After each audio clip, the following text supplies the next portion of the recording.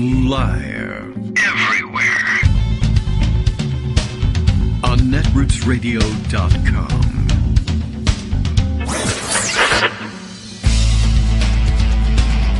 David Waldman. Kagro. In the morning. Now, here's David Waldman. Hey, good morning, everybody. How you doing? It's Wednesday, May 31st, 2023.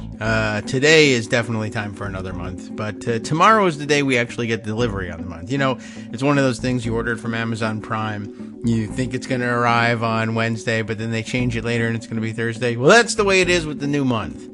I don't know. I mean, everybody planned for it being delivered tomorrow, but I'm impatient. And I don't know. I'm not certain why I'm so anxious to start June. I'm really not, actually. Just fine. May's been great. Everyone loves it. I don't want to insult all the May enthusiasts out there. But it is time for another show, and it's time for us to get underway. Look at this. Wow. All right. Greg's got the Raft O stories up to 30 entries. Not necessarily all 30 of them stories. Very frequently, there's 3 or 4 comments made after some of the stories are listed, where he's grabbed the highlights and spelled them out for us. But thumbs up from Justice. And today's message, yeah, I had a feeling this might be involved in his early messages today. It's a weird, wild story going on here. I don't know. It has no relevance to anything, but it feels like it maybe has to be mentioned. He's made mention of it, and I saw it yesterday, and I put it in pocket, I think, just because I thought it was so weird and strange and, I don't know, inexplicable, I guess, in terms of why was this person ever a thing? I don't really know. But apparently, Tara Reade, does that name even ring a bell to any of you? Tara Reade was someone who during the 2020 presidential campaign, it was during the campaign, wasn't it? I mean, this barely registers in my memory, but she was somebody who was making accusations, as I understand it. Do I even recall it correctly? She was accusing Joe Biden of having sexually assaulted or sexually harassed her at some point, and was having terrible difficulty. I mean, it was sort of a brilliant plan in terms of getting attention for yourself or whatever it was that she was after, grifting. I don't know what the motivation was. And I mean, literally, I cannot speak to it. I don't know what the hell she was doing. But it was widely supposed, first of all, that her allegation was made up. But it was brilliant in terms of its timing. Like, we had just gotten, like somebody who had read the newspapers and realized, oh, Democrats have kind of adopted this position that when someone makes accusations like this, that you are supposed to take them at their word at first and not doubt them, because that has been, an unfortunate, one of the worst features of the patriarchy that ever arose was that women were dismissed immediately upon making the accusations are supposed to be credible, but we read out the credible part, or the plotters did at any rate, and they figured, all right, well, at the very least, you make Democrats who have pinned themselves to this idea that, well, the first thing you do right out of the box is say, I believe you and we'll look into it. And then of course, okay, if you're really going to stick by that position, fine, terrific. You're going to damage your own candidate. Fantastic. Go for it. Well, it didn't work very well. She made these accusations and everybody kind of said, well, we actually kind of see what's going on. And as it turns out, that appears to be what was going on. It was just about, I don't know, the attention economy and perhaps interest in grift, I would guess, because the news today is she has defected to Russia, which I didn't even know was still a thing that you could do, as they are supposedly no longer communist. And so, I don't know, I sort of associate the defection thing as like switching sides, switching teams here and defecting to the other country. I'm sure you can still defect, but I mean, it doesn't have the same, I don't know, it doesn't carry the same weight in terms of like, well, now you can just pick up and say, I am going to move to Russia and see how things go.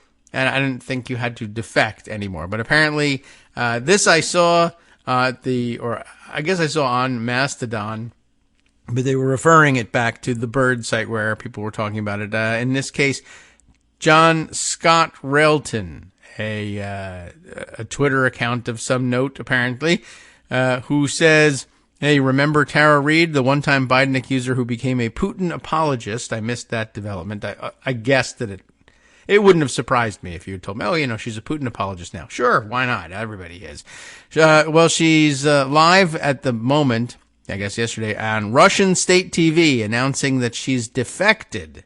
Not that she's defective, but that she has defected, sitting with Maria Butina, which is the real surprise to me in all of this, whom she refers to as a friend, a dangerous friend to have. But in Russia, I guess it's somewhat less dangerous to have her as a friend. So there you go. She reportedly spent much of her time on camera pushing right-wing talking points about the 2024 U.S. election. So that sounds very exciting. Greg, I guess, has been hearing the same thing and has some additional information just by way of follow-up. Thank you for doing the background investigation into, what was her accusation again? Here it is from CBS News. Tara Reade calls on Biden to drop out in a new interview over sexual assault allegations. So, it's a bit of a throwback. And let's see, there was a Megyn Kelly interview. Is that the case? And then some polling back in 2020 asking people, do voters believe the sexual assault allegations about Joe Biden? Looked like they got to about 37% willing to say probably true, 32% saying probably not true, 31% saying don't know. That's a pretty even split. And so let's see. Is this new news now? The Biden sex assault accuser Tara Reade asks for Russian citizenship. And, all right. Well, that's an interesting development and not a great way to, I guess she was no longer interested in finding credibility in the United States, but it's an interesting, aspect of our relations with Russia, such as they may be, that, if you can't make it as a grifter in the United States, you can always go to Russia, and if I don't know, I don't know how it works. Do they offer you a script and some money? Do you take it? I really have no idea, and I don't want to find out either because it sounds dangerous and unattractive as a lifestyle. So, okay. Well, that was interesting. I also thought it was interesting. Maria Butina, apparently in the interview, made mention of the fact that we needed to get on the same page. Russia and America needed to get on the same page in terms of its politics for our unity. And I remind you that one of the most out there things that I keep repeating on the show is the idea of political union between Russia and the United States, of course, to own the globalists. That's one of the wackier theories about where the Steve Bannon, Donald Trump heads are these days. And whether or not it's really true, it certainly makes them look like traitors to the country, which is fine for chaos and instability and interesting to the Putin regime, whether there's truth to it or not. So they apparently love to stoke that rumor. Greg Dworkin is here. There's lots of things he likes to stoke, and one of them is, I guess it's not stoking to just rumors. Read people the news, but okay. I love stoking rumors. Oh, okay, great. Right, you always do say that it's irresponsible not to speculate. So it's my responsibility to allow that to happen. So Tara Reade actually told people that she wanted to stay in Russia after a Republican lawmaker told her she was in physical danger. I mean, talk about making stuff up. Well, that's interesting. Right? Probably the lawmaker was Rand Paul. It would be irresponsible not to speculate since he's one of the ones who seems to be on the Russian payroll more often than not. Cool. And, this is all done with RT and, yes, Maria Butina and Sputnik and all this garbage. You're in danger, girl. But, it's just so weird. Her account of what Biden did is just so bizarre. I mean, you think of Joe Biden. I don't even really remember what it was. And sure, anybody could do anybody. But she was a staffer in his office. Okay. And he forgot a gym bag. Mm-hmm. And so she brought in the gym bag through the warren of tunnels that are underneath one of the buildings. And Biden met her there and threw her up against the wall and started to feel her up. That seems. I thought he was supposed to be going to the gym. In terms of behavior, it sounds like something Trump would do, but not something that Biden would do. It does. Sure. I guess it so. wouldn't be Trump because he wouldn't have a gym bag, but it could have been a golf bag. That's true, right? Yeah, the idea that now I would be immediately suspicious. I'm going to the gym. Oh my God, this is a trap. I don't think so. Well, the gym is called McDonald's Gym.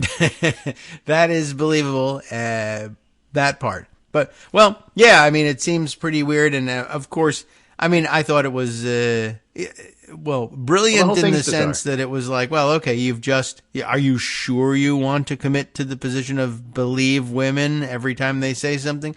Well, not every time. There has to be something credible to it. Yeah. So anyway, the whole thing was pretty weird. She's pretty weird. And, it just reminds me of all the Bill Clinton accusers. Not that he didn't do stuff. He did do stuff. Yeah. But some of the Bill Clinton accusers turned out to be right-wing nut jobs in the end. Yeah. Well, it's hard to believe every once in a while. And I guess that's why scams like this work, is that normal people say, do people really just come out of the alleys and offer you $1 million to say completely crazy stuff? So they really defect to Russia just to say crazy stuff to get people to pay attention to them. Does Laura Loomer really lock herself to doors by handcuff because she wants some attention? Well, yeah, actually they do. Yeah, I just can't imagine doing it because I'm mostly non-crazy. You're a normie relative to them. I guess so. I'm just not a very exciting person, and I don't chain myself to anything. I've never weighed going to Russia. Right. So I'm not a normie, and that's why we did a show on Monday when it was a holiday. Yeah, that's crazy. What did you do that for? Because it's set up today. Ah, right. Those of you who actually listen to the show would totally understand what happened yesterday at Rules Committee. Oh, right. Yes, that's true. Everybody did understand it, and now we have the results, and that was what I put in the Morning Post. The results were that I'll let you reveal the results, but it did the bill moves forward. There's a rule for it. And when you hear how the vote went, those of you who listen to the show will immediately know why that's weird and what needs to be investigated. Yes. Why it's weird, but not surprising. Because the vote was 7-6 to advance the rule to the House, where they will vote on it tonight at 8:30 or so. That was a close vote, but you also all know that the committee is not close. Well, yeah, it's 9-6 Republican, but it was 9-4 stalwart. 9-4, but stalwart McCarthy people 6. Thomas Massey, oddball libertarian 1. Mm-hmm. Right-wing nut jobs Chip Roy and Norman. Yeah. Right. 2, and then 4 Democrats. Yeah. Including, by the way, as it turns out, I was reminded that Jim McGovern, who's the ranking Democrat on the Rule Committee, is like one of my favorite Congress people. Now that Barney Frank isn't there, he might be my most favorite congressperson. Yeah. He's just like a normal person with, he's a mensch. He's just, he explained he couldn't vote for this rule because basically it hurts people, and that's not why he's in Congress. Oh, well, that's nice. Yeah, it may not be true. He may have other reasons for not voting for the bill, but and if Biden needed his vote, he probably would vote for the bill. But that's besides the point. It was a very articulate and very well phrased. This is why the Democrats aren't voting for this. Okay, and that's what made it 7-6 because the 6 stalwarts plus Massey voted for the bill. In fact, what happened, 5 of the stalwarts plus Massey voted for the bill, making 6. The 2 right-wing nut jobs plus the 4 Democrats, McGovern explained why, voted no. That made 6. And then Tom Cole, whose chair was laughing with McGovern as he did this, and for some reason they took like an hour break before they came back and did a 30-second vote. And Tom Cole said, well, I guess you all know how I'm going to vote, don't you? No, you don't? Well, guess what? I vote yes. And so we're going to do this tomorrow. And then he explained, and then we'll have an hour to debate the rule, and then we go on. And I guess one of the surprising things is there weren't any amendments or disruptions or administrative tactics taken by the nut jobs to try to disrupt things. They may not know Maybe that's why they had a hour break. Everybody can always do something. offer amendments or something. To yeah, just, I mean, waste you can. time. They may not remember. Or maybe they took a break to try to figure out, do we want to do any of these things? Right. And it could be that Tom Cole knows how things work. Yes. And it could be that the two firebrands don't.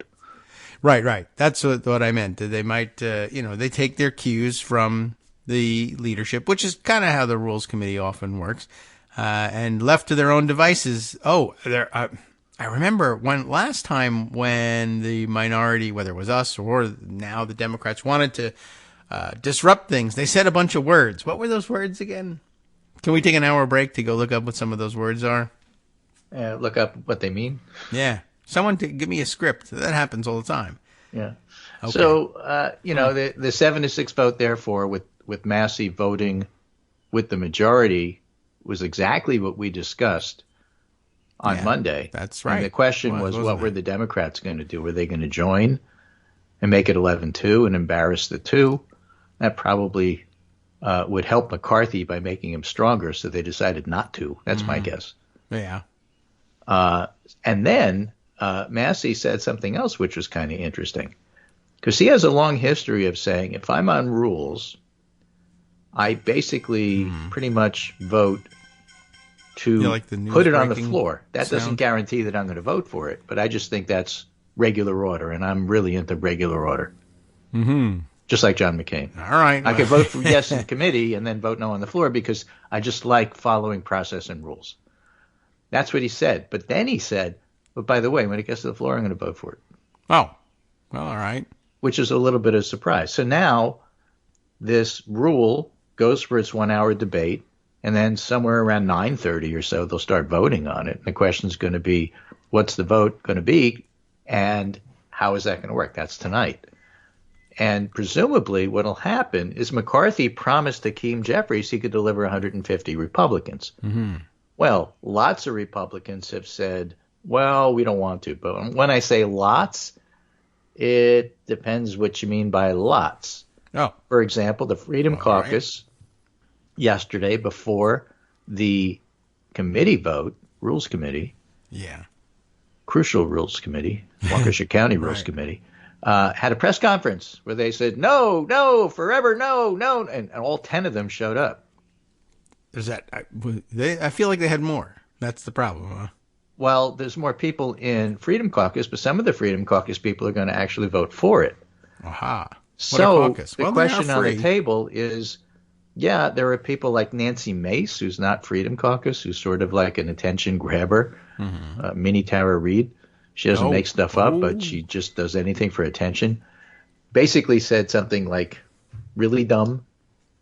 Washington is broken, she tweeted. Republicans get outsmarted by a president who can't find his pants.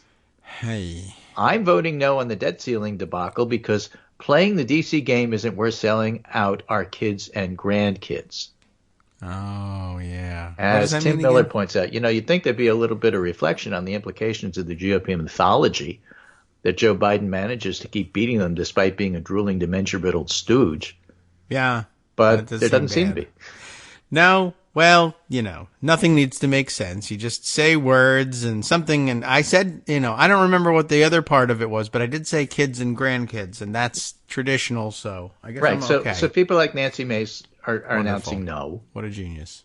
And some of the Freedom Caucus people are announcing yes. And by the way, here's another take by Dan Cassino on what Nancy Mace said. That got a lot of attention.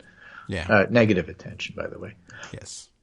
I recall hearing some of that negative attention. The sort of reaction, he said, is why the debt ceiling deal is a messaging problem for McCarthy. The strategy up till now has been to portray Biden as dangerously incompetent or senile. So how do you explain a deal that gives him most of what he wants? Now, what you should do is either you spin the deal as a good thing because we bulldozed him, or you decide that McCarthy himself is incompetent or a rhino traitor, and therefore you can't possibly go ahead with the deal. But it wasn't Biden who did it because he's obviously senile and drooling. It must have been McCarthy. That's the only explanation, except for the fact that the globalists run it. It's really hard to make the case that Nancy Mace is making here. Yeah. Well, there's no case. Because there's no case. She's just said, something. I hate Biden. Children, grandchildren, and I don't know. Right. Car, camera, pony, something. Yeah, right. Man, woman, camera. I don't know what is it. What is it about voting no that helps save the kids and grandkids? Default? Well, so basically, it's not going to happen. So it doesn't matter. My math isn't necessarily super accurate, but my memory says, and can't rely on memory. Oh dear. That the Republicans have something like 212 members, something like that, or 222. They have 222. That's like it. And it's not 212 because that would be a minority. The Democrats have 212. Right. Okay. And the Republicans have 222. It's very much alike. Why does that matter? Because McCarthy promised 150 votes. Okay. All right. I mean, that's not enough, but all right. Well, no, it's not enough. So that means it's going to have to be done with Democratic votes. That's really the point of all of this. Oh, all right. So now, he really, Brownstein and others point out, needs 222. He needs 112, 113 votes. He's got to have a majority of the majority.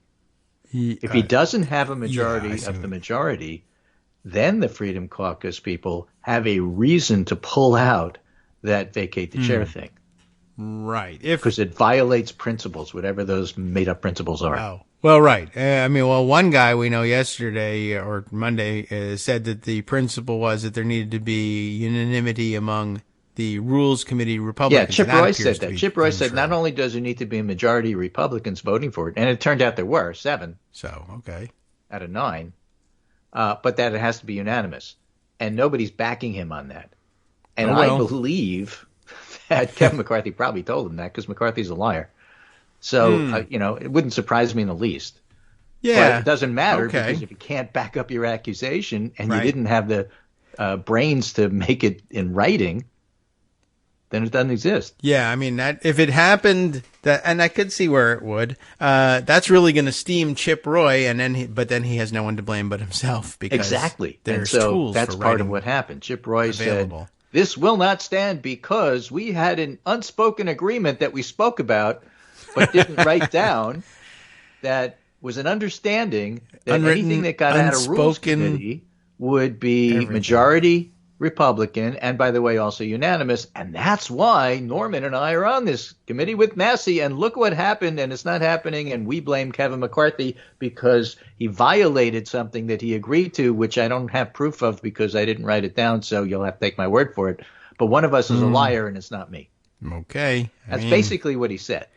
Legislative branch is really, there's a lot of writing goes on. It's all about writing things down. You know, and a lot of these guys are lawyers. I don't know if Chip Roy is, but you really should write stuff down. Lawyers write stuff down. Yeah, right. And you know that because with all the Trump trials, it's like the lawyers are the ones who are doing the evidence giving to the grand jury, and they wrote all this stuff down. So we know lawyers write stuff down. Yeah. Chip Roy, you should too.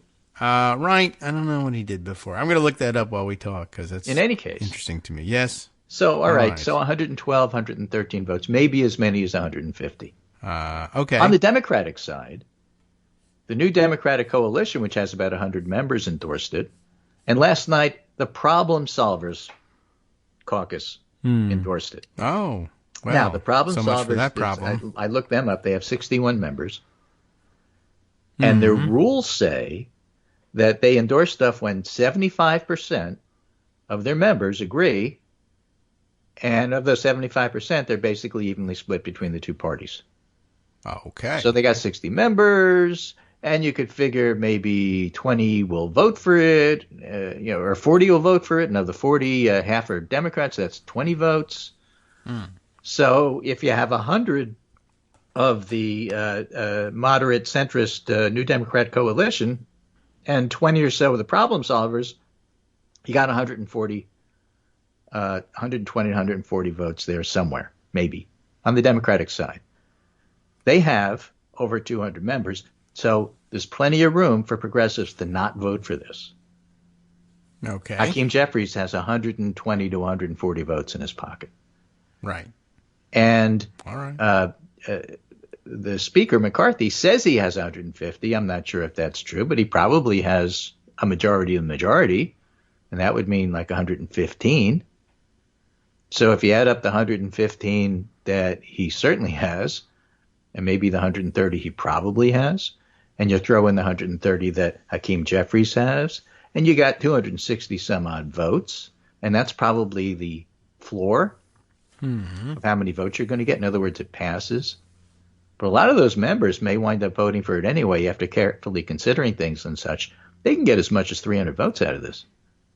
All right. That's my point. So if you try to add up the votes and do the math, things going to pass. The question on the table is how many Democratic votes are going to be needed to make it pass. McCarthy can only lose 5, and he lost 10 at that press conference. So it's going to pass with Democratic votes, but will it be 8 votes? Will it be 108 votes? Will it be 180 votes? That's really the only question on the table at this point. Okay. And the more Democratic votes it takes, or even gets, in order to pass, the weaker McCarthy is. And so that's what everybody's looking at the vote for tonight. Not whether or not it's going to pass, but what does it say about McCarthy's leadership? If he can get 150, 160 Republican votes, they'll say, oh, look what a strong leader he is. It isn't true. That's what they'll say. If he gets 120 votes, they'll say, what a weak leader he is. And what's the difference? None. It's all Washington perception. But what they're doing is gaming out how many votes can he convince, how many votes has Hakeem Jeffries got, who will Hakeem Jeffries release to vote no, right? McCarthy isn't releasing anybody to vote no. They're going to vote no anyway, and that's what'll show how strong or weak he is. Whereas Hakeem Jeffries is literally releasing people to vote no. Okay. Well, that's all right. That's what's set up. By the way, I have bad news. Chip Roy is an attorney. He is. Yeah. You should know to write things down. Anyway, that's my explanation. Okay. You're the congressional expert. You tell me after the break whether that makes any sense. Okay. I'll wait. Hi, everybody. It's me, David Waldman. Yes, the same guy who interrupts you all the time. Interrupting you one more time just to tell you again, another reminder that your contributions are what keep this show on the air, and Patreon.com, Patreon.com, is still among the easiest ways to make the sustaining subscription donations that keep us afloat. Are you ready for the pep talk about how our Patreon campaign is still going strong and growing? Well, too bad. Yeah, the plain fact is we actually are headed in the wrong direction, and whereas we once had about 175 monthly patrons, we're now actually down below 150. Time to recruit some more. Not exactly the kind of news I wanted to share, but there it is. For those of you in a position to support the show, Patreon.com does make it easy to make those secure, recurring monthly contributions to do so. Patreon.com/KagroX gets you straight to our donation page. We've been through a lot together. The worst of the pandemic, we hope. The worst of the insurrection, we hope. So go ahead and treat yourself. You don't need an excuse. Give yourself the gift of a little something you enjoy in life. Support the show. And of course, if you happen to prefer using PayPal or even the Square Cash app, we're up and running on those options too. So thanks again, everyone, for all your support. We couldn't, or at least shouldn't, do it without you. Hope you'll be on board soon too. Thanks for all your support.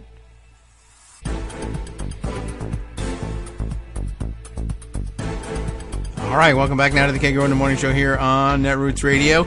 On the way out, I did deliver the bad news for Chip Roy that he is an attorney, or at least he went to law school. I don't know whether he ever practiced as a attorney, although it looks like it at some point. Well, at some level. I'll explain. Well, he's still practicing being a congressman. Yeah, right. And he hasn't got it right yet. So, there you go. By the way, his name is Charles. That's where Chip comes from. Charles Eugene Roy.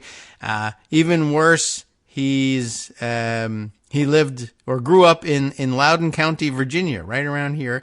Not next to me. Never heard of it. But, it's crucial, like Waukesha County, for a number of reasons. But, moved to Texas, for some reason. No one really knows why, but it says here in Wikipedia, which we'll take at its word here, that he spent 3 years after graduation from the University of Virginia working as an investment banking analyst. And then it says here, wary that his career might require him to relocate to Manhattan, and we don't want that.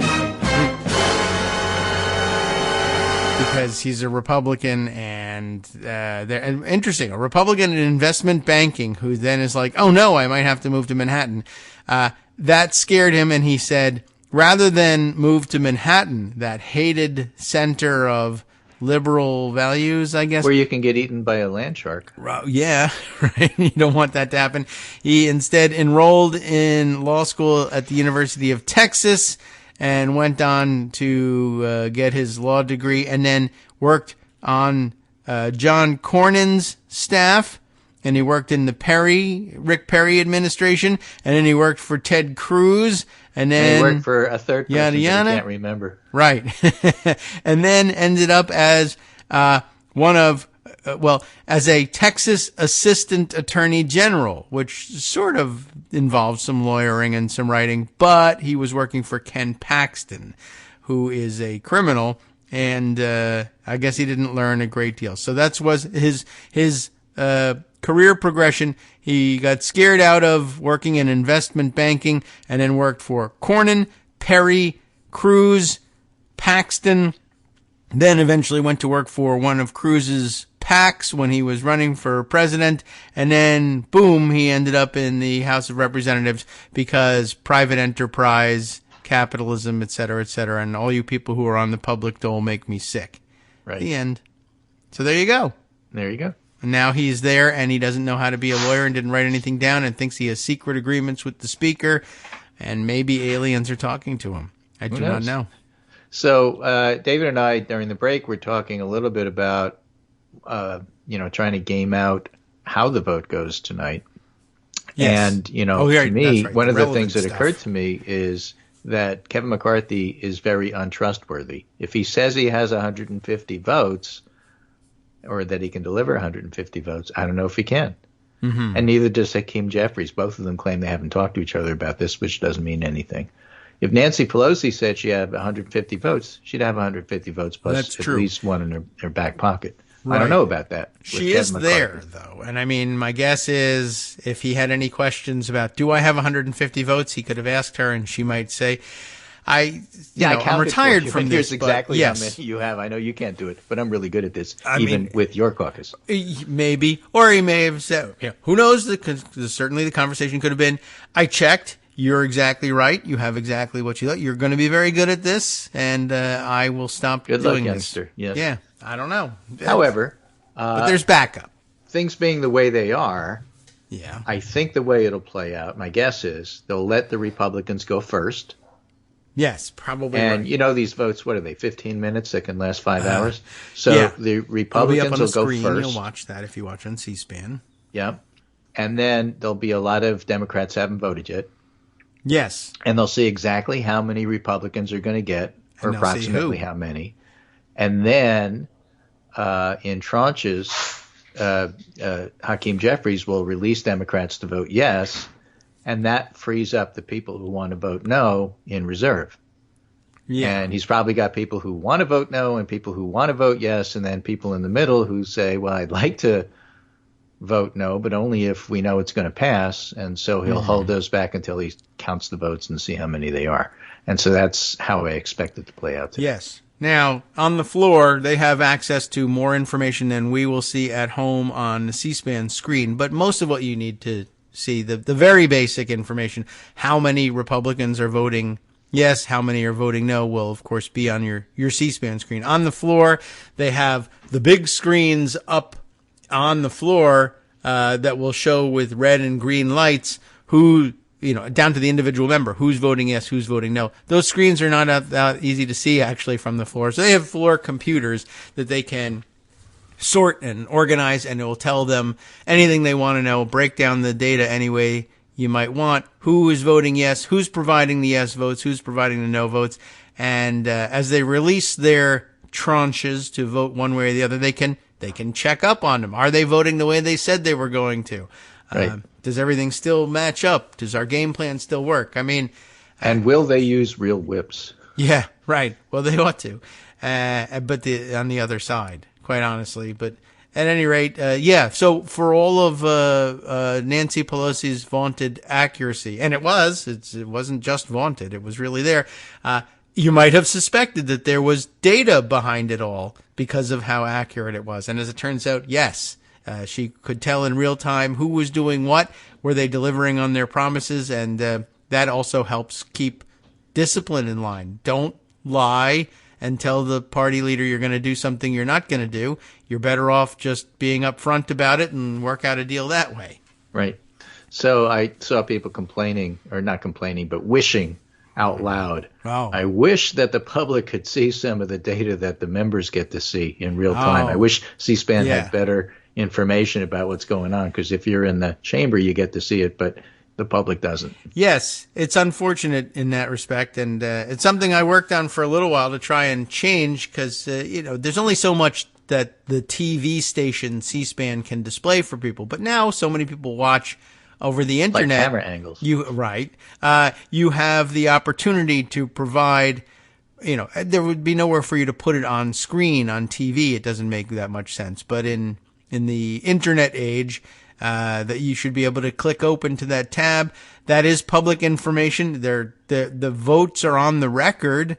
Yeah, I mean, it would be great, because then you could have like the C-SPAN thing, and then tab 1 you could click on and get the actual vote as the members see it, and tab 2 could be Chip Roy's face. Yeah. And it'd be fun. Yeah. Yeah. Well, but we won't see that. But in any case, that's tonight. It's available, and you be can of interest. There'll be a little bit of drama, but not so much. Here's more reaction from people. This is Ron Brownstein writing. It's really something House GOP was willing to risk tanking global economy for such a tangential set of policy goals. Their plan threatened spending on young and low income, but by excluding revenue entitlements had small impact. It means wildly excessive for the ends they actually achieved. Oh. Yeah, well, it's one of their favorite things to do, is to make it look like they'll be willing to take radical steps in crazy directions. And I guess even if they're really not, I think that there's probably a substantial portion of the Republican conference that says, I like making people think we're crazy. Yeah, speaking of which, Josh Marshall said, the Democrats made some concessions. But when we say they could have gotten as much through normal budget negotiation, which is correct, that means the whole hostage taking accomplished nothing. When you go into a Denny's with a gun and say, give me the money, if what you get out of it is breakfast, that's a fail. I guess. Right. They were willing to sell you breakfast. So you saved $6.95. Yeah, but that's it. How much did the gun cost you? I didn't get anything. I got a free breakfast out of it. Okay. Right. Great. On net, I paid more for the gun, but still. The ammunition alone, I lost. Some of the Washington stalwarts are just so wacko, and they're the ones that present themselves as capital letters, very serious people. Very serious person. Richard Haas says, hyper-partisanship brought us to the debt ceiling cliff, and it will require bipartisanship to pull us back from the brink. Yeah. Well, I mean, it will require bipartisanship. Our party is likely to vote against the deal stuck by POTUS and McCarthy, but progress in actually reducing the debt is highly unlikely. And Mark Jacob used to write for the Chicago Tribune, said, that's a bunch of crap. We'll pay the ransom to settle the Republicans' debt ceiling extortion, but let's not pretend the deal shows the virtues of bipartisanship. Yeah, no. Republicans are not honest partners. They're fascist traitors. Fake bipartisanship is surrender. Come on, let's call it what it is. That's true. But it will. It doesn't do that much in the way of debt reduction. That part in there, that was kind of true. Well, that's true. But debt reduction was never the goal.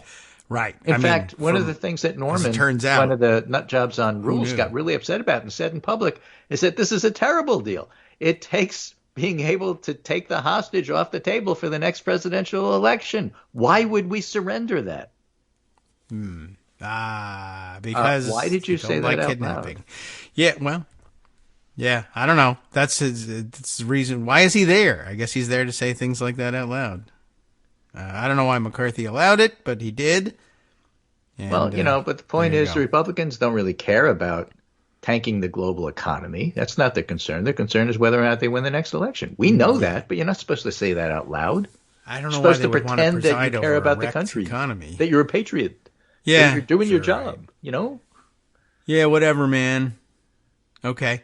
It is so 2016. I guess so. I don't know why you want to, accrue power in a destroyed environment, a destroyed economy, but I guess, I don't know. Anyway. It doesn't work out.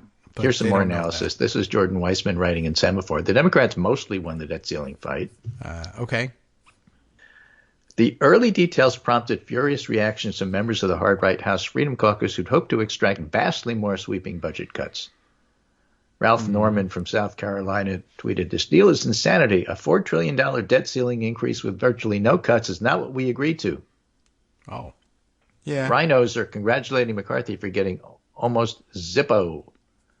Yeah. Andrew Clyde, Texas Republican Chip Roy, some of the real hardliners just really, really hated it. And so my point of view is that if they hate it that much, they're complaining way, way more than progressives are complaining about it. Progressives are saying, I have to study this. I'm not sure. Oh, wow. And Republicans hardliners are saying this is the end of civilization as we know it. So who do you think won? Okay. Yeah. That was good. I'm glad somebody else has to worry about the end of civilization, because it's been our worry for a couple of weeks, and now there's a deal, and we'll preserve what there is to preserve. And I don't know. It's odd because the other side spent weeks saying, no, you don't understand. Default isn't really the end of civilization. We should try it. It's actually a good thing. And then they didn't try it. And no, that is the end of civilization. So back in the day, when Ebola was a worry, okay, one of our best ER docs in New York was volunteering overseas, actually caught Ebola, but he didn't feel that sick. So he took the L train down to Brooklyn and went bowling, and then the next day got sick. Well, bowling is very important. And, the worry is, oh my gosh, what if people on the L train were exposed to Ebola? So Michael Cohen, the writer, I guess, yeah, not Michael Cohen, the attorney that used to work for Donald Trump, Michael Cohen, the writer, yes, has a Substack called Truth and Consequences he writes for. But I always think of Michael Cohen as the L train Michael Cohen, because then he tweeted, is that his name? Worried about Ebola on the L train? Ebola is like the fifth worst thing you can get on the L train. Right, yes. It was a great tweet, and I always think of him as L train Michael Cohen, not Donald Trump Michael Cohen. Yeah. So when I mentioned Michael Cohen, the writer, that's who this is. So he has a piece here called "The Deal is Done." Who won? Who lost? What does it all mean? Basically both people got stuff out of it, but Democrats a little bit more. And he points out it's a huge political win for Biden. And by the way, President Biden is a baller. I got a bunch of stuff wrong about McCarthy's strategy, but one part I got right was that Biden's repeated refusal to publicly endorse the 14th Amendment put the burden on the House to negotiate. They couldn't fall back on, well, Biden will just make the whole thing go away, so therefore we can be as extreme as we want. They couldn't. All right. Because they weren't sure what Biden was going to do. Mm-hmm. By sticking to his guns or not wanting to invoke the 14th Amendment, he forced the GOP to negotiate, and it worked. And it's a huge political win for Biden. The biggest political advantage is that Americans see him as the adult in the room and somebody who's willing to work across the aisle to get things done, which the Freedom Caucus is only making better for Biden as time goes on. All right. By being so unreasonable. But he says, you know what? There's a larger lesson to glean from Biden's strategy. And I want to go back to something Michael Cohen, L Train Cohen, wrote on Friday, but didn't publish. It was a response to an article in Politico on House Democrats complaining about the White House's messaging strategy on the debt limit. They weren't using the bully pulpit, yada, yada, yada. And he said, this is the myth of better messaging, and it needs to die. Oh.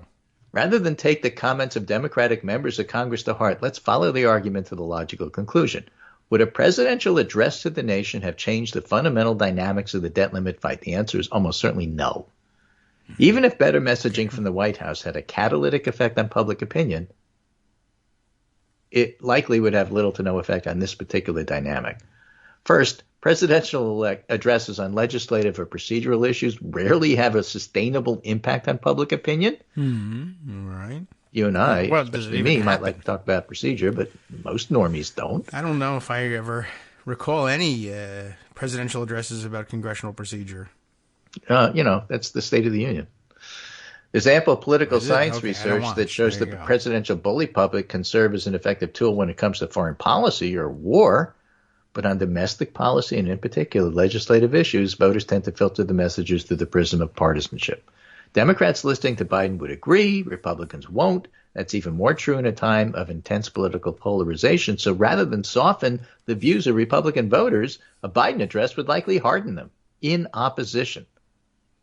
Maybe Biden could move a few undecided or persuadable voters, but with minimal political benefit, and the overwhelming majority of House Republicans are in relatively safe districts anyway.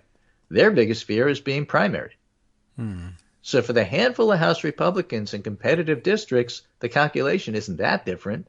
For now, they're also concerned about primaries. So by and large, they're going to follow the lead of McCarthy because there's no real advantage for now in getting out ahead of the rest of the party.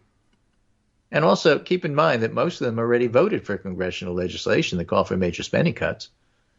So there's a reason that since January, moderate Republicans have largely sided with McCarthy on this issue. Democrats might get some benefit from acting like the proverbial skunk in the room, like Joe Manchin, but for Republicans, loyalty and towing the party line is usually the better approach.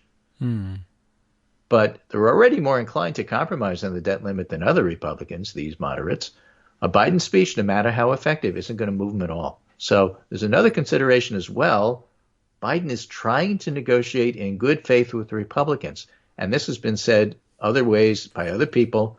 The best way, and Biden said it himself, the best way to do that is to shut up and do it in private. Okay. So for those reasons, it was good for Biden not to speak, not a justification, but actual logical reasons why it was good for Biden not to go ahead on messaging. So all the complaints about how Democrats don't message really missed the point. It's a way of messaging, not messaging, I guess. Right. So the debt limit is different than other fights. This is something you had to get done, and you were going to have to compromise with the Republicans on because they do, in fact, have a majority in the House. Yes. So don't treat it like everything else. And here's the final and crucial point. He writes, even with Biden's refusal to embrace better messaging, Republicans still fear default enough to embrace a deal. The Democrats calling on Biden to get out and use the bully pulpit ultimately were wrong. The president and his party did pretty well, even with Biden largely keeping his mouth shut. I hate to be that guy, but the fact is most of the stuff the political pundits tell us matters the most in politics actually don't matter all that much at all. Oh, okay. Well, one of them is this bully pulpit. Yeah, exactly. Concept, which just which I about think never we works. misunderstand The political entirely. scientists say, guys, it doesn't work. I've been reading that like for months now. One of the You reasons want Biden to be out and do it. It doesn't work. Let him doesn't do work it his 'cause we way. don't- He's I don't getting it think we- done.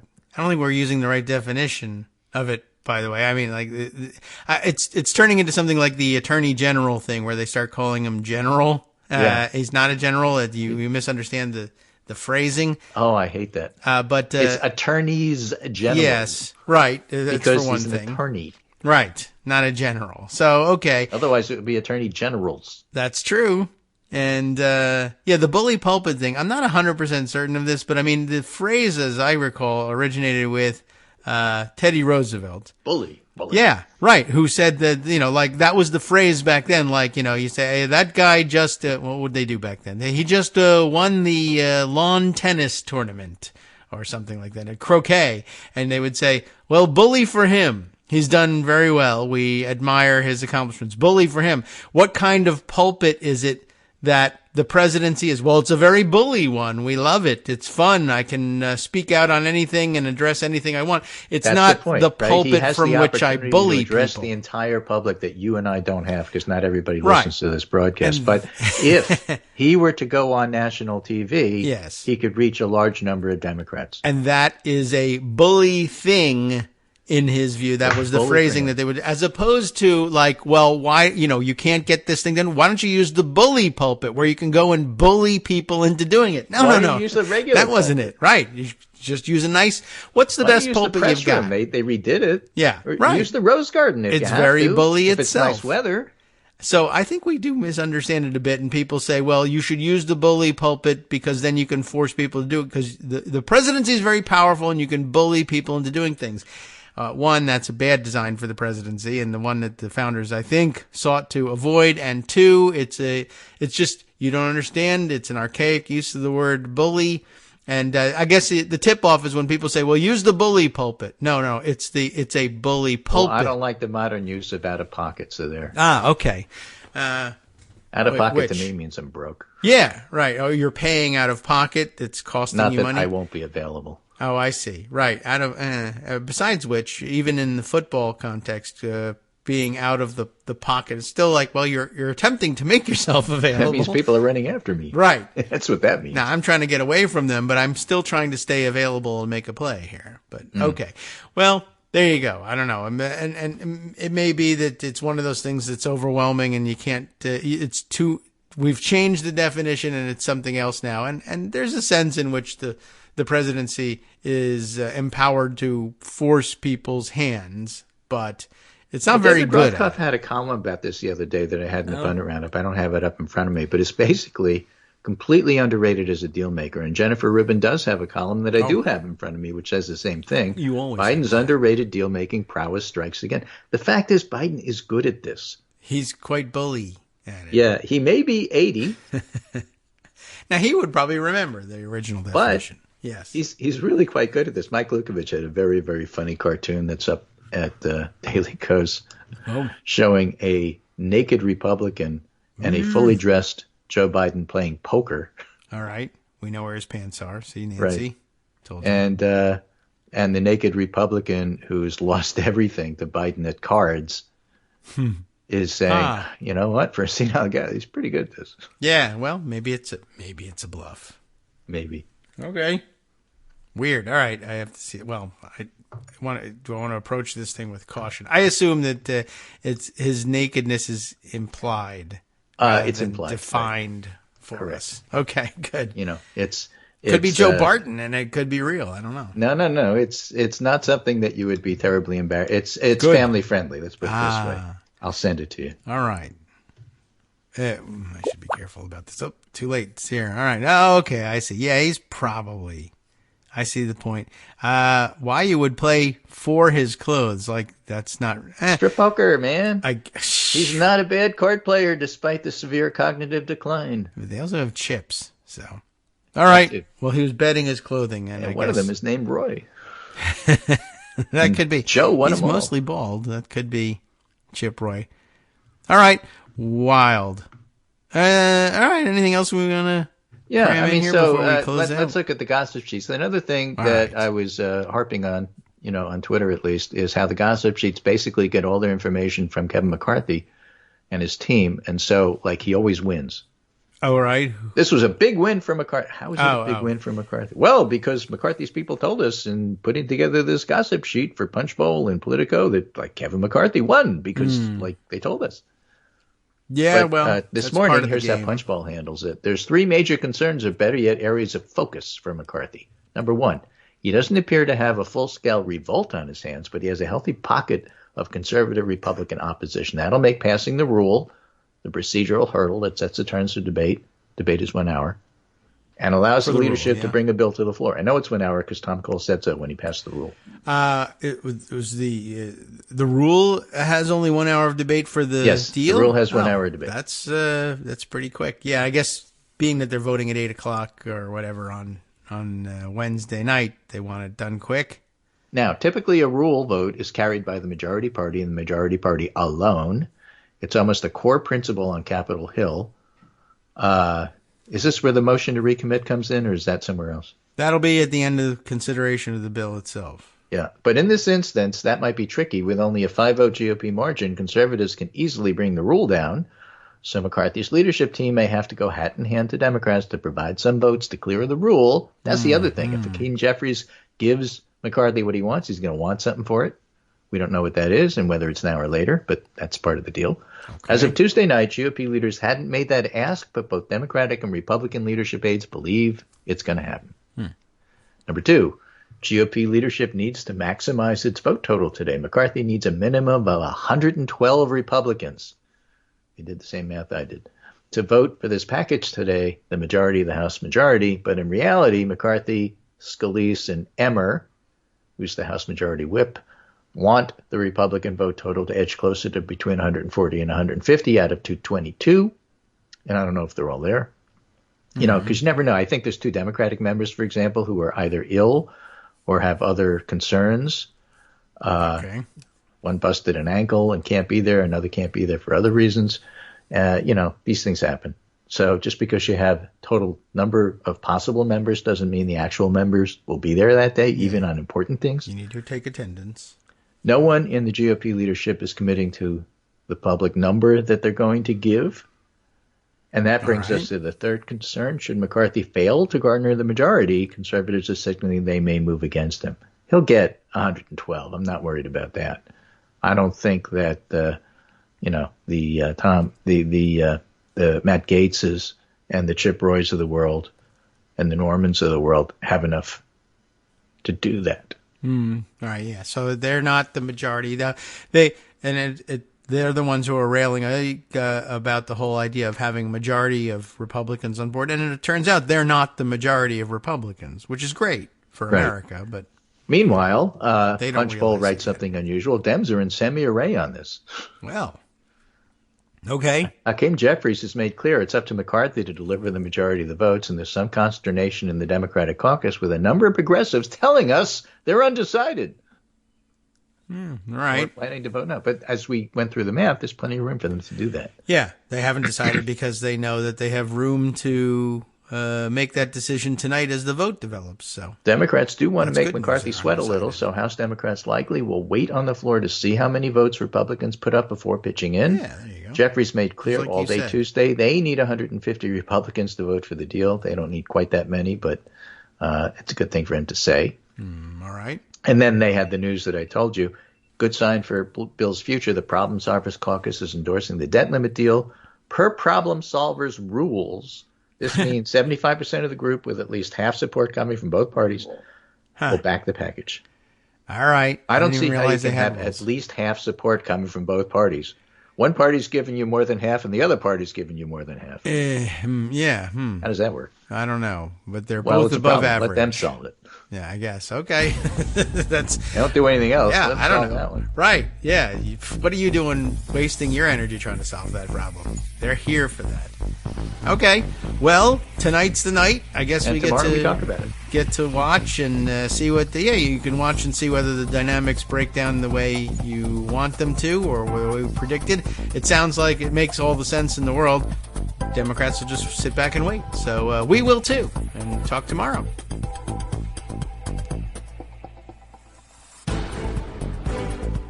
All right. Sounds like everybody agrees with your assessment then.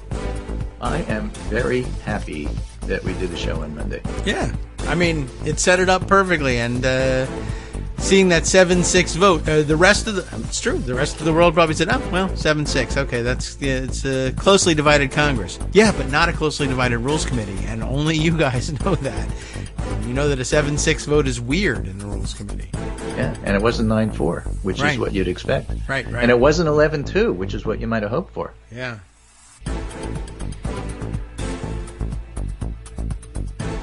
Okay, welcome back now to the Kagro in the Morning Show here on Netroots Radio. On the way out, it was nice, just a little conversation on the side that you didn't get to hear, but you might as well have heard. Hey, actually, I think we kind of went over it while we were on the air anyway, but Greg just once again expressing his satisfaction at having come on the air even just briefly on Monday to set the whole thing up because, well, we did a service there to the listeners. I think everybody who heard Monday's show was up to speed and understood exactly what it meant when the Rules Committee met and when the news broke that it was a 7-6 vote. Very likely other political observers, some of whom are quite astute usually, probably walked away saying, well, 7-6 vote in the Rules Committee has been reported, and that is reflective of the closely divided nation and the closely divided country. We object to the characterization of the country as being closely divided, though. I don't think that's really the case, but that's the standard narrative. And you can walk around patting yourself on the back. If you want to you can do one at a time. If you want to pat yourself on the back and then walk around, do it in reverse. You can do it while you're walking if you're that coordinated. But you should be patting yourself on the back for knowing that a 7-6 vote in the Rules Committee is an unusual thing. It's not reflective of the close division of Congress, because the Rules Committee is not and never is a reflection of any division whatsoever in, certainly not a close one anyway, in the House of Representatives. That the committee is usually stacked this way, the way they are now. It's not always the same numbers, but it's the ratio is similar, 9-4 in favor of the majority party. It's not meant to reflect a close division when there is a close division. It's not meant to reflect a wide division when there's a wide division. It's just always going to be a wide division on the Rules Committee, because it's extraordinarily important to be able to get your way on special rules for the consideration of any piece of legislation. We've heard it before. The rules are more or less determinative of the outcome. There are ways to buck that, but it requires overwhelming opposition to what the leadership wants to see happen. And it's rare to find overwhelming opposition to the leadership, because the leadership is elected. And the leadership knows that, and they want to stay as best they can in the good graces of everyone who elects them. So it's an unusual thing for them to find themselves in support of a measure that requires a lot of unhappiness among their constituency. So there you go. But like I said, most people probably would see that 7-6 vote, if they saw it at all, would see it in passing as, that's routine, 7-6, that's close. But this tells you that there's something unusual happening. And you know that because you're an even closer observer of the American political scene than most. So congratulations to you. All right. There's plenty to get to today. Well, I don't know. If we go all the way back, there's always a huge backlog of things. The question is, how much of it can we keep relevant? And if we run out of relevant things but don't want to go too far back, we also have weird headlines that Greg is providing. I saw this one yesterday in the news too. Saw somebody tweeting about it. Yes, on the Bird site, and saying this headline starts out weird and it just keeps getting weirder. This one is a relatively compact headline, I think. But where did I see okay, this is the one that goes on and gets weirder and weirder. Like, you think the weirdness is over, but it's not. New York fertility doctor accused of using own sperm. That's bad right there. Okay, it's a weird headline, yada, yada. And at one point, that was the entirety of the headline. However, it's increasingly weird as, one, he dies. Not because he was using his own sperm. I think it's probably not because of that. But New York fertility doctor does all this, and then he dies when his hand-built plane crashes. All right? And it just keeps getting weirder and weirder. And you might say, why are you building a plane by hand? That sounds dangerous. Are you good at building planes by hand? Some people are, but they're not doctors. Typically, they are plane builders. And really, for instance, no one really cares what plane builders use their sperm for, right? So what's the difference? And if you were going to be that weird and irresponsible with your... Well, okay, now there's a lot weird about this story. I say it may not have anything to do with it, but it doesn't have anything to do with his death from the plane crash. That apparently, you would think, the assumption is supposed to be that has to do with his having built the plane by hand and maybe not having done such a great job with it. On the other hand, I guess it's possible that as a fertility doctor accused of using his own sperm, that's the sort of thing that makes people upset and angry later on. Now, whether any of them are suppliers of parts for hand-built planes, I don't know. It seems too perfect to plot. So in all likelihood, maybe he just did a bad job building the plane. Maybe he's just not sure where to draw the line on a lot of things. And maybe the fasteners that he used to put the plane together were also hand-built by somebody who was unethical in their business practices. I don't know. I'm not certain how it all comes together. But the story is that Dr. Morris Wortman, 72, of Rochester, was a passenger in the experimental aircraft that went down Sunday in a pasture in Orleans County. Wow. That's a story for you. Goodness. Is it very long, this story? Let's see what weirdness there is. It just, seems like a nice, fun diversion. A New York fertility doctor, of course, who was accused of using his own sperm to impregnate several patients, died over the weekend when the hand-built airplane he was in fell apart mid-flight and crashed, authorities said. Now, it causes you to call a number of things into question, like, for instance, hand-built airplane. Like, when you say built, what do you mean? Because it fell apart mid-flight. Like, built like, model airplanes? Probably not, because, they use glue. That's one of the things that model airplane builders are famous for doing, is gluing their parts together. Did he use glue? Did he not use glue? Screws? Was it defective? Did he, I don't know. It's weird. Dr. Morris Wortman, 72, of Rochester, was a passenger in the experimental aircraft that went down Sunday in a pasture in Orleans County. The pilot, Earl Luce Jr. of Brockport, was also killed, according to the county sheriff, but he's an afterthought because no one had any accusations about him and his sperm. So, I don't know. I mean, really, honestly, I don't know why the headline is. It's a weird headline. I'm sure there's something weird in Earl Luce's background as well. The crash of the aircraft, identified by the National Transportation Safety Board as Whitman's W-5 Buttercup airplane, remained under investigation Tuesday. What is weird about this plane? One, it falls apart in mid-flight. And two, preliminary findings are indicating that the wings of the aircraft became detached from the fuselage and fell to the ground in an orchard. An orchard? That's crazy. I know, I hear you. Sheriff Christopher Burke said in a news release on Monday, that's the end of the sentence. He said all those things about the wings falling into an orchard on Monday. The fuselage continued west for another 1,000 to 1,500 yards before crashing. So that's just the physics of things. If you're up in the air and you're traveling forward and then the wings fall off, you will eventually plunge, probably to your death, depending on how far you're falling. But you will do so about 1,000 to 1,500 yards later. Further, if you were flying at an even higher altitude. That's just physics for you. Wortman was a well-known OBGYN in Western New York who was often the target of anti-abortion protesters. That's interesting.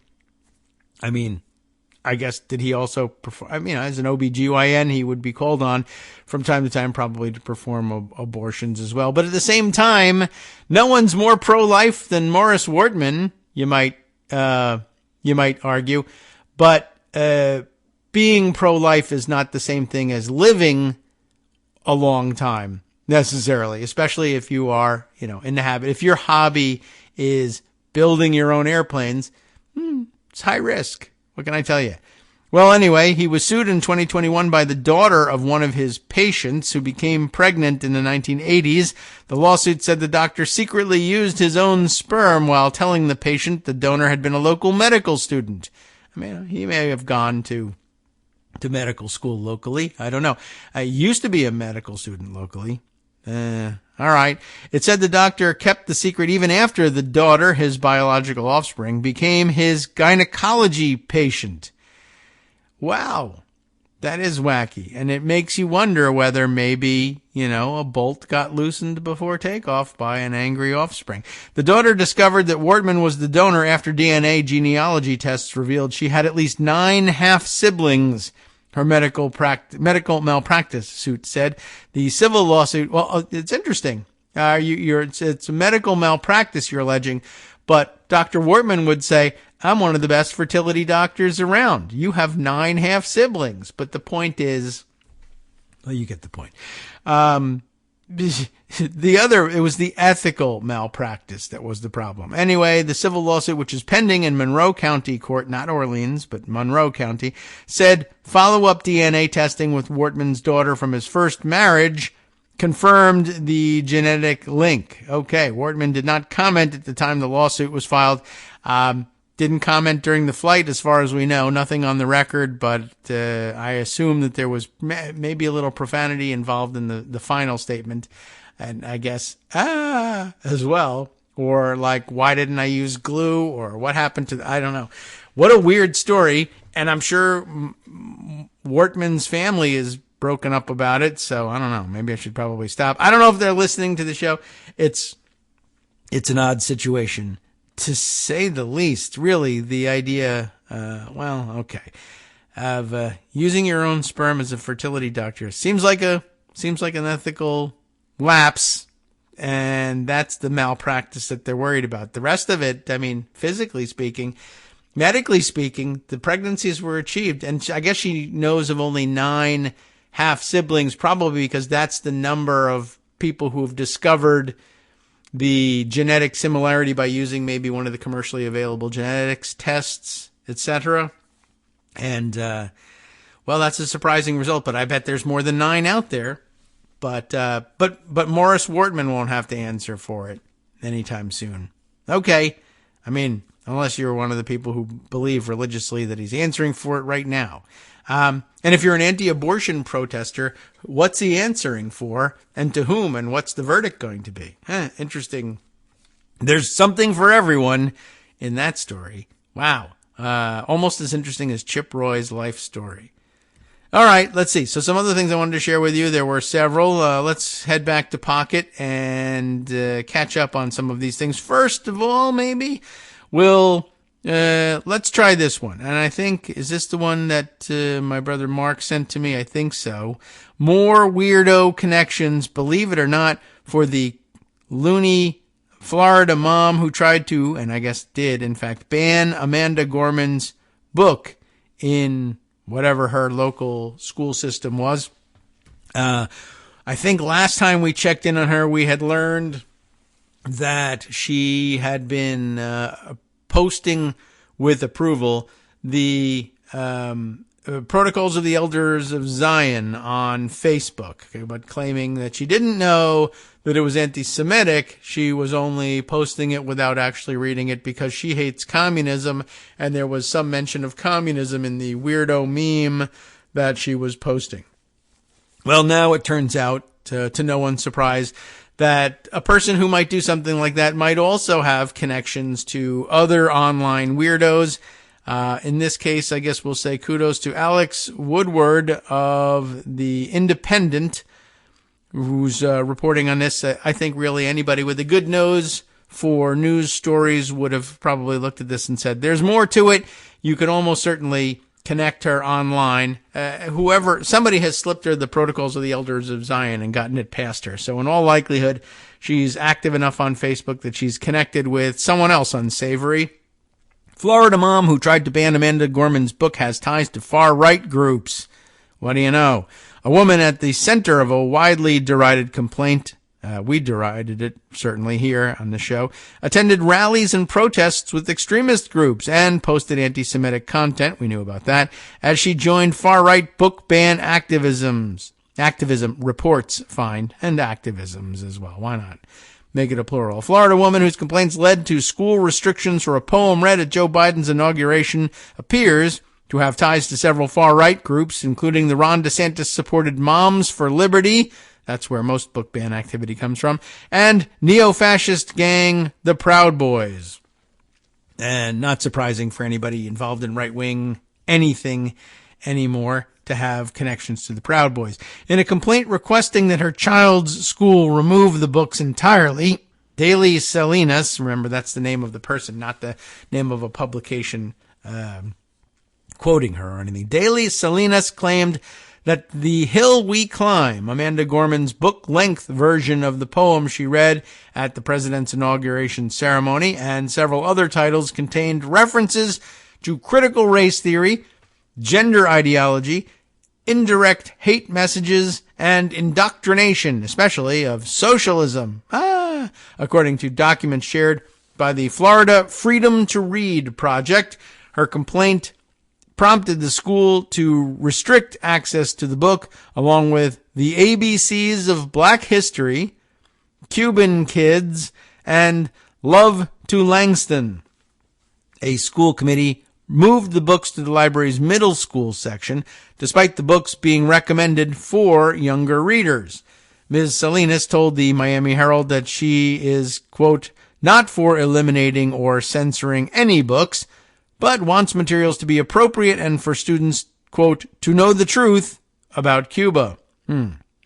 But she appears to have connections with or has expressed support for several far-right groups that have promoted sweeping restrictions against LGBT plus people, they're using that designation here, and honest discussions of race and racism, according to a review of her social media history and online activity from Miami Against Fascism and the Daily Beast.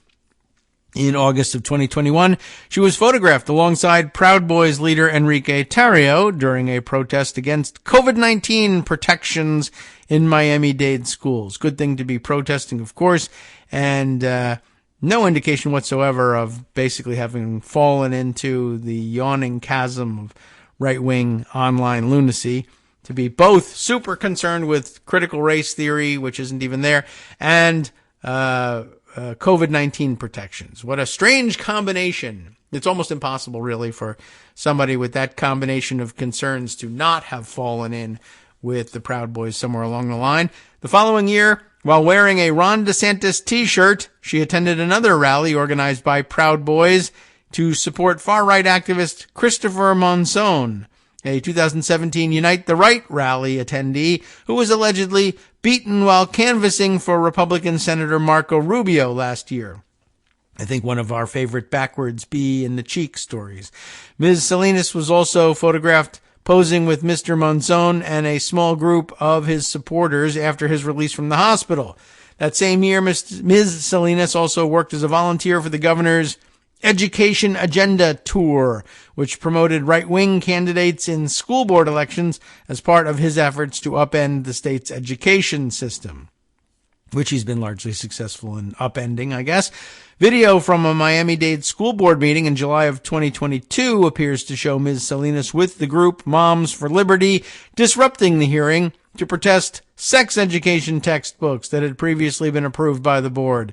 Footage shows police forcibly removing her from the meeting because she loves liberty so much. Moms for Liberty, a right-wing group that emerged from protests over COVID-19 guidelines, has offered so-called bounties for reporting teachers who allegedly discuss divisive topics in schools.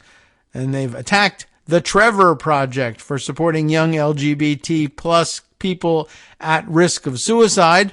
Don't help or identify them. That'd be awful.